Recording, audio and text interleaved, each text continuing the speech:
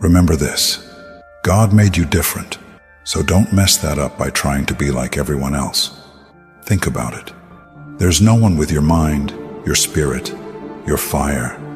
The world doesn't need another copy. It's starving for authenticity. You were crafted with precision, like a one-of-a-kind masterpiece.